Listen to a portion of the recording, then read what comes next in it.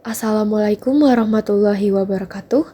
Yang terhormat Bapak Hafian Putra Pratama SSTMT selaku dosen mata kuliah Praktikum Sistem Telekomunikasi 2 serta teman-teman sekalian. Perkenalkan, saya Zahra Zakiatus Salihah dengan nomor induk mahasiswa 2300076 dari kelas 4A Program Studi Sistem Telekomunikasi. Pada kesempatan kali ini, saya akan mempresentasikan hasil analisis terkait prediksi churn pelanggan yang merupakan bagian dari tugas ujian tengah semester untuk mata kuliah Praktikum Sistem Telekomunikasi 2. Masuk pada pembahasan kita yang pertama, yaitu apa itu churn. Churn adalah fenomena ketika pelanggan tidak lagi menggunakan layanan suatu perusahaan. Contohnya yang pertama, pelanggan berhenti berlangganan layanan streaming seperti Netflix ataupun Spotify. Yang kedua, pengguna kartu kredit menutup akun mereka. Yang ketiga, pelanggan operator seluler berpindah ke provider lain. Lalu, mengapa churn harus diprediksi? Bahwasanya menarik pelanggan baru jauh lebih mahal dibanding mempertahankan pelanggan lama. Dengan mengetahui pelanggan yang kemungkinan besar akan churn, perusahaan dapat memberikan solusi yaitu menawarkan diskon ataupun promosi khusus. Selanjutnya adalah meningkatkan kualitas layanan agar pelanggan tetap bertahan. Pada kesempatan kali ini, dataset yang saya gunakan untuk melakukan analisis yaitu berisi 7.043 pelanggan dengan berbagai informasi seperti yang pertama, identitas pelanggan ataupun customer ID, yang kedua data demografi, gender, status senior, partner, dan dependence, yang ketiga layanan yang digunakan, phone service, internet service, dan lain-lain. Selanjutnya ada kontrak dan pembayaran, kontrak, payment method, monthly charge, ataupun total charge.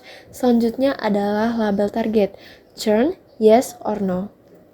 Selanjutnya, untuk memahami faktor-faktor yang menyebabkan pelanggan churn, dilakukan 5 tahapan analisis utama.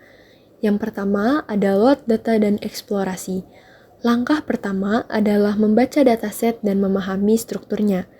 Langkah-langkahnya, yang pertama membaca dataset menggunakan pandas, yang kedua menampilkan informasi dataset seperti jumlah baris dan kolom, yang ketiga mengecek missing values atau data yang kosong, yang keempat ada menampilkan beberapa sampel data untuk memahami isinya.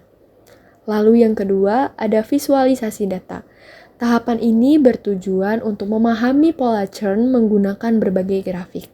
Yang pertama ada histogram tenure, melihat distribusi lama berlangganan pelanggan. Selanjutnya ada pie chart churn, menampilkan presentasi pelanggan yang churn ataupun tidak.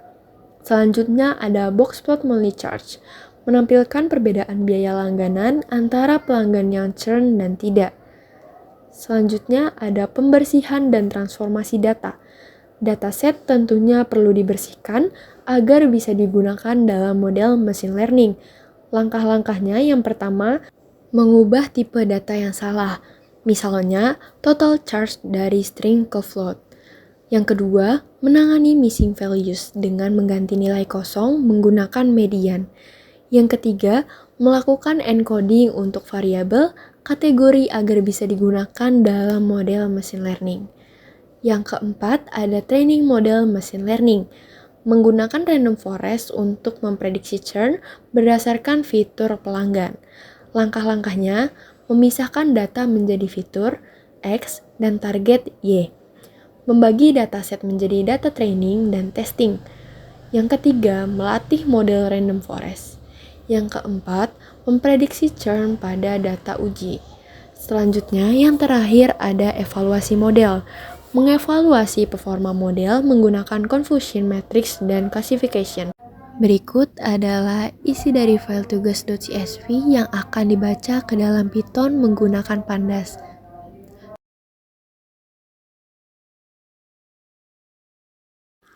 Nah, setelah kita tahu tujuan dan juga struktur data yang kita gunakan pada percobaan kali ini, sekarang kita akan membahas proses utama dalam data science, yaitu modeling dan juga optimasi. Kira-kira apa itu modeling? Modeling adalah proses membangun machine learning model dari data yang bertujuan untuk mengenali pola dan membuat prediksi untuk data baru. Nah, selanjutnya ada proses modeling. Proses modeling terbagi menjadi beberapa bagian. Yang pertama ada persiapan dan juga pembersihan data. Yang kedua pemilihan model, contohnya seperti decision tree, SFM, dan lain-lain. Yang ketiga ada training model, yang keempat ada evaluasi prediksi, yang kelima ada perbaikan model bila diperlukan. Nah, selanjutnya ada pembahasan tentang split data. Nah, data ini dibagi menjadi dua, yaitu training data untuk belajar dan juga testing data untuk menguji performa. Nah, supaya model yang kita gunakan ini nggak cuma jago di data lama ataupun overfitting, tapi juga di data baru yaitu real case. Selanjutnya ada overfitting dan underfitting. Nah, pengertian dari overfitting sendiri yaitu model terlalu fokus ke dalam data training, jadi sifatnya tidak fleksibel. Sementara untuk underfitting sendiri, model terlalu simpel dan tidak bisa menangkap pola. Jadi kuncinya itu seimbang, cukup kompleks tapi tetap general. Nah, selanjutnya ada pembahasan tentang parameter versus hyperparameter. Nah, untuk parameter sendiri pengertiannya adalah dipelajari untuk model waktu training, misalnya bobot. Nah, sementara hyperparameter itu diatur sebelum training, misalnya learning rate, depth, dan lain-lain.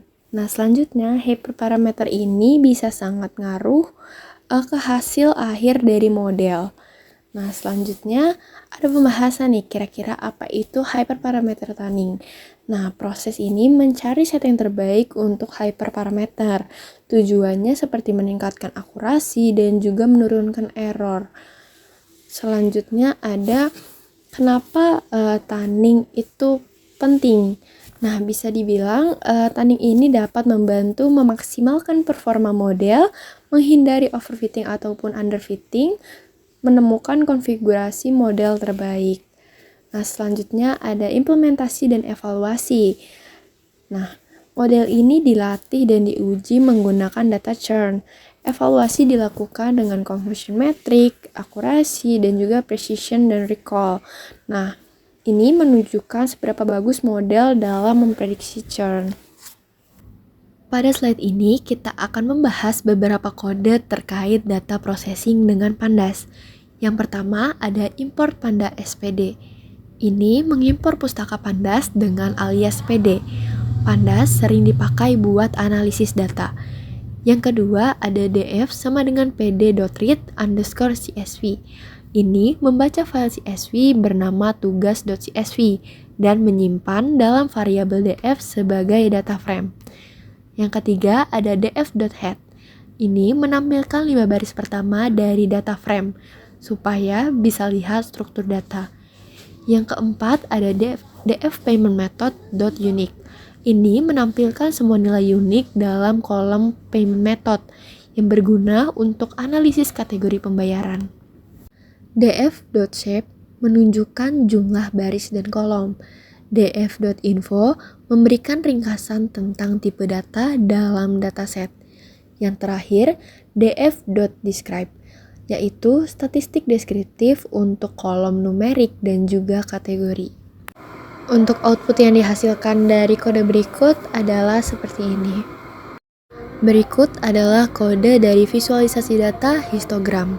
Kode berikut digunakan untuk melihat distribusi data dalam bentuk histogram. Nah, histogram membantu melihat distribusi chainar dan juga Monthly charge. Berikut adalah gambar dari output kode tersebut. Histogram chainar dan Monthly charge yang kiri menunjukkan distribusi lama pelanggan bertahan atau churner. Kalau banyak yang ada di sisi kiri berarti banyak pelanggan yang tidak bertahan lama. Sedangkan kanan distribusi biaya bulanan atau monthly charge. Bisa terlihat apakah pelanggan lebih banyak membayar biaya rendah atau tinggi. Lalu ada kode visualisasi data untuk box plot. Lalu box plot ini mendeteksi outlier. Boxplot membantu mengidentifikasi outlier dalam data. Berikut adalah output dari kode yang sudah kita jalankan. Boxplot untuk outlier detection. Tanner bisa melihat apakah ada nilai ekstrim dalam lama pelanggan bertahan. Monthly charge dan total charge. Jika ada titik di luar garis, berarti ada pelanggan dengan pembayaran yang sangat tinggi atau rendah dibanding yang lain. Selanjutnya, ada kode untuk menganalisis churn. Untuk melihat distribusi churn menggunakan pie chart menggunakan kode tersebut. Nah, pie chart menunjukkan presentasi pelanggan yang berhenti berlangganan, churn. Gambar berikut merupakan output yang diberikan pada kode pie. Pie chart churn distribution. Pie chart ini menunjukkan proporsi pelanggan yang tetap berlangganan no versus yang berhenti. Yes, kalau warna merah lebih dominan, berarti banyak yang berhenti berlangganan. Selanjutnya, ada dua kode dalam pembersihan dan transformasi data. Yang pertama, ada cek nilai kosong atau missing values.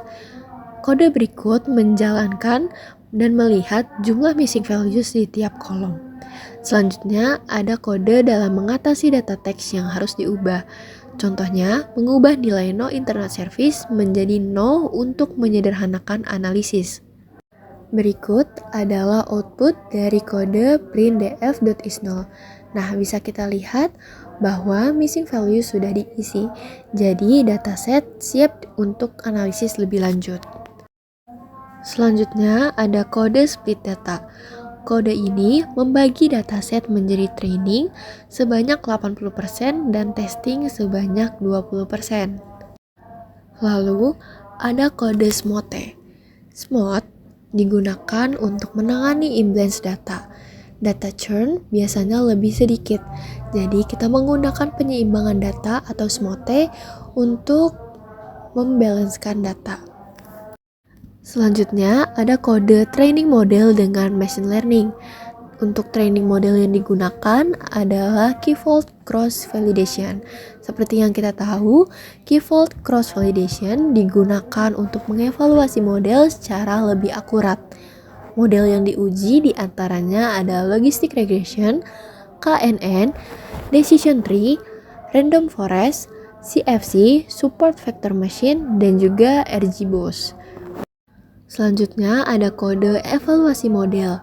Jadi evaluasi model ini akan menampilkan confusion metric dan juga akuransi random forest.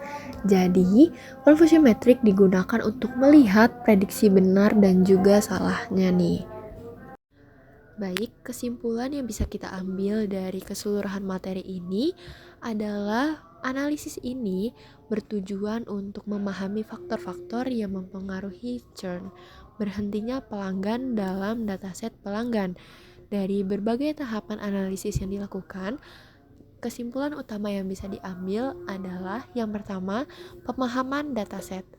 Dataset terdiri dari 7.043 pelanggan dengan 21 fitur yang mencakup informasi demografi, layanan yang digunakan, serta biaya langganan. Ada beberapa kolom kategori seperti gender, partner, dependence yang harus dikonversi ke angka untuk digunakan ke dalam machine learning. Selanjutnya ada total charge yang awalnya bertipe string tetapi sudah dikonversi ke numerik dan missing value diatasi dengan median. Yang kedua, analisis churn. 26,5% pelanggan churn berhenti berlangganan, yang berarti ada cukup banyak pelanggan yang tidak puas atau memiliki alasan untuk berhenti. Selanjutnya, pelanggan yang churn cenderung memiliki tenure atau lama berlangganan yang pendek, artinya mereka tidak bertahan lama serta berlangganan.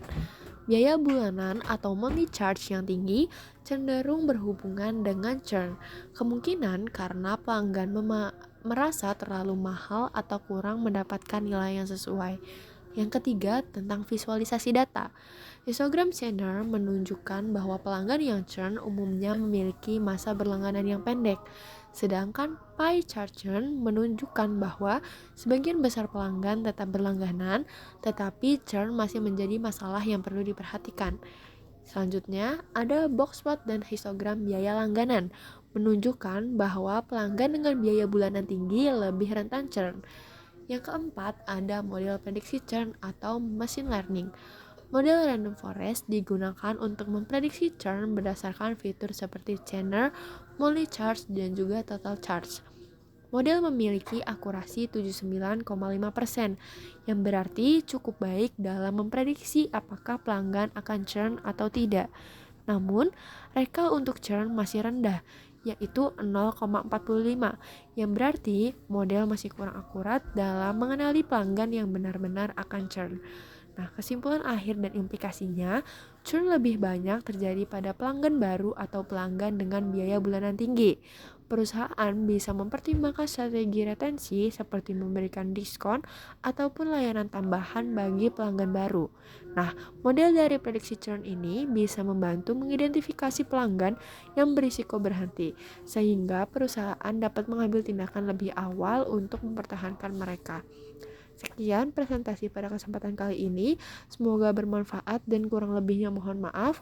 Wassalamualaikum warahmatullahi wabarakatuh.